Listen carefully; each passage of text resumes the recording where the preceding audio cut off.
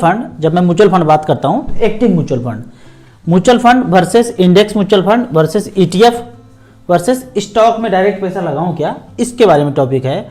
और पहला 1 लाख रुपया अगर इन्वेस्ट करना चाहता हूं तो कहां करूं, तो इसके लिए मैं StarSIP.in पे विजिट करता हूं और ये वेबसाइट है। यहाँ पे हमने कैटेगरी वाइज 55 कैटेगरी है। पहला सेलेक्ट किया है all equity active mutual fund का बात करते हैं। यहाँ पे लास्ट 22 ईयर्स सेलेक्ट किया है और यहाँ देखते हैं कि 23% का रिटर्न, 22% का रिटर्न, मतलब पिछले 22 साल से एवरेज का अगर बात करते हैं तो एवरेज रिटर्न लेते हैं। सब मिला के एवरेज कितना, हम टॉप का नहीं देखेंगे, बॉटम का नहीं देखेंगे, एवरेज का बात करते हैं तो आता है 16.74।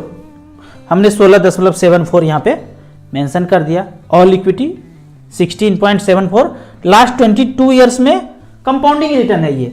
अब बात करते हैं ईटीएफ का। 55 नंबर पे ईटीएफ है। जब आप इसको सेलेक्ट करेंगे तो 55 नंबर पे ईटीएफ है।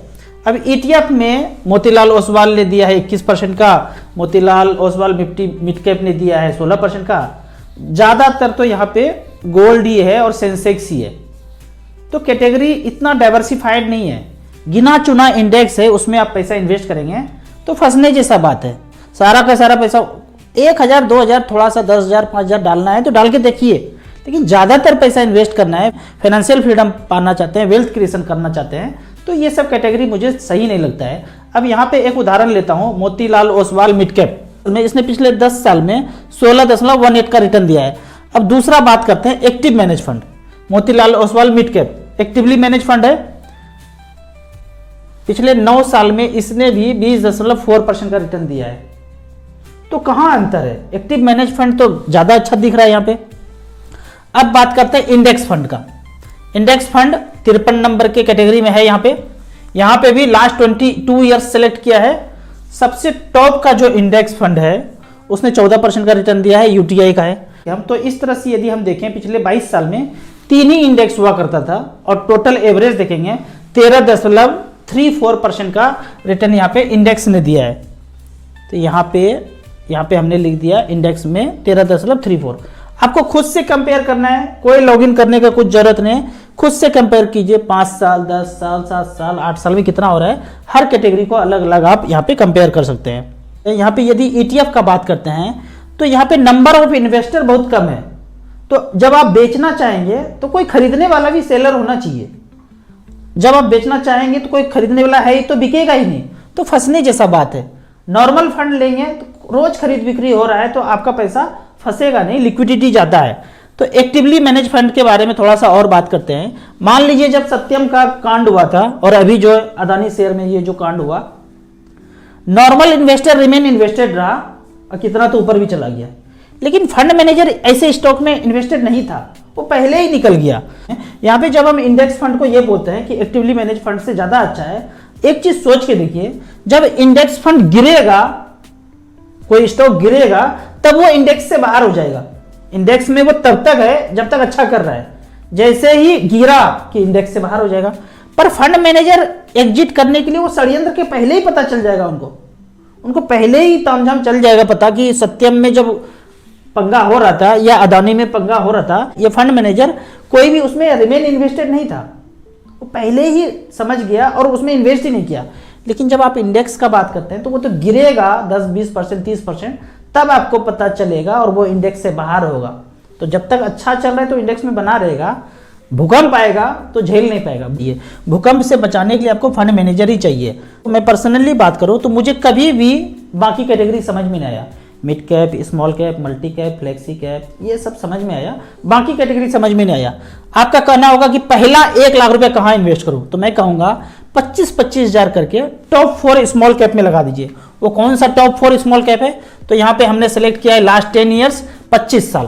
पहला पैसा निपॉन स्मॉल कैप, एयूएम है यहाँ पे 26,000 करोड़। 2013 में 25,000 रुपए किसी ने लगाया था, 2,72,000 वैल्यू है, 26% का रिटर्न दिया है। एसबीआई स्मॉल कैप में आप वन टाइम नहीं लगा पाएंगे, इसके बदले में बोलता हूं एसबीआई काउंट्रा फंड में लगा दीजिए। 2013 से अब तक एसबीआई स्मॉल कैप का बात करते हैं, 25,000 का वैल्यू बना है 2,34,000। तीसरा फंड है डीएसपी स्मॉल कैप, 25,000 का बनाया है 1,96,000। और चौथा फंड है कोटक स्मॉल कैप, इसने 25,000 का बनाया है 1,60,000, 20% का रिटर्न। SBI स्मॉल कैप को छोड़ते हैं तो फ्रैंकलिन स्मॉल कैप या HDFC स्मॉल कैप भी यहाँ पे जोड़ सकते हैं, जिसने 25,000 का वन टाइम का बनाया है 1,59,000, 1,46,000, तो 19% से ऊपर ही रिटर्न, मैं बोलता हूँ 15 से 20% के बीच का रिटर्न आपको स्मॉल कैप में लंबे समय में मिल जाएगा। अब आगे बढ़ते हैं। यहाँ पे मैं बीच बीच के वीडियो में ना एक ब्रैकेट डाल के कुछ कहानी सुनाऊंगा, उस कहानी के बारे में कोई कमेंट्स मत कीजिएगा, सिर्फ सोचना है, क्योंकि देख रहा है AI, आपको सबको देख रहा है, तो सोचना है, इसके बारे में कमेंट्स नहीं करना है। मैं बात करता हूँ, एक टापू है, उस टापू पे कभी कोई नहीं गया, चारों तरफ समुंदर है, सदियों बीतने के बाद खुशहाल टापू था, कोई उसके पास आया नाव से घेर करके, बोला यार एकदम तो स्वर्ग है ये टापू। यहाँ के लोगों को कहा कि हम आपको कर्जा देते हैं, एक ना रिंग रोड बना लीजिए, आप चतुर्भुज रोड बना लीजिए। बोला बना लेते हैं, इसके लिए हम ना आपको कर्जा देंगे। बोला कर्जा, ये क्या होता है? बोला होता है, कर्जा होता है, कर्जा हम देंगे, रोड बन जाएगा। बोला ठीक है, कर्जा दे दीजिए। तो कर्जा के रूप में एक रेड बॉक्स था, उसमें बोला ये कर्जा है, ये कर्जा दे दीजिए। बोला ठीक है। अब यहाँ के लोगों ने मिट्टी, बालू, सीमेंट, छर्री, लोहा, लेबर सब यही टापू का, कहीं कोई बाहर से नहीं आया, बनाना शुरू किया। बन गया 5 साल में। 5 साल में बन के जब तैयार हो गया तो वही 4 लोगों ने बोला कि भाई कर्जा के बदले में ब्याज दोगे ना, प्याज हम खाएंगे, वो प्याज देना है। तो हर जगह जगह पे, रोड के जगह जगह पे बोला ब्याज तो चाहिए। तो किसी से आम, किसी से अमरूद, किसी से अनाज, जो भी है उस टापू पे लेना शुरू किया। धीरे धीरे लेना शुरू किया। ये टापू जितना खुशहाल स्वर्ग था वो नरक में कन्वर्ट होना शुरू हो गया। सारा पैसा वहां जाने लगा, सारा समृद्धि वहां जाने लगा। तो इस तरह से करके चलता गया, सदियां बीतता गया। बीतने के बाद लोगों की खोपड़ी में आया कि भाई हम जो कर्जा लिए थे वो लिए क्या थे? वो रेड वाला बॉक्स देख तो ले, थोड़ा सा देखने गया, बोला देखने गया, अरे ये बॉक्स खोला, एक कागज मिला, 1 लाख करोड़ दिया, 1 लाख करोड़ लोन दिया और 2 साइन है, कागज का टुकड़ा है। बोला बस इसके बदले में हम सब कुछ दे रहे हैं, देश हमारा, टापू हमारा, सब कुछ हमारा, हमने बनाया, सब कुछ किया। वो 4 आदमी आया, कागज साइन करके दिया और सदियों से सारा समृद्धि लेके जा रहा है। ब्रैकेट को क्लोज करते हैं। कमेंट्स कोई मत कीजिएगा, धूप में बैठिएगा, फल खाइएगा और पता कीजिएगा कर्जा क्या है, ये कर्जा। आगे बढ़ते हैं। एक क्वेश्चन और है बेहतरीन वाला, how to achieve financial freedom in India. भारत में रहे, भारत का बात करेंगे, फाइनेंशियल फ्रीडम कैसे पाना है 50 के पहले। तो पहला नंबर है प्लॉटबाजी करना छोड़ दीजिए। जितना प्लॉट लिए थे, बर्फी साइज का टुकड़ा, सर्किल वाला, कॉर्नर वाला, दुर्गा स्थान के बगल वाला, एक चीज जान लीजिए, जो बर्फी साइज का टुकड़ा था ना, जो आज आपके पास रजिस्ट्री है, इसके पहले करोड़ों लोगों के पास वो रजिस्ट्री था, सब ऊपर चले गए। राम नाम सत्य है, सब ऊपर चला गया, कोई नहीं बचने वाला है। जितना दिन बचे हैं, जितना पैसा है, उसमें उपभोग कर लेना है, गलत काम नहीं करना है, ऐसा सोचना है। लेकिन जितनी बार आप प्लॉट लेते हैं उतनी बार फिर किसी को चूसने का मन करता है ज़्यादा।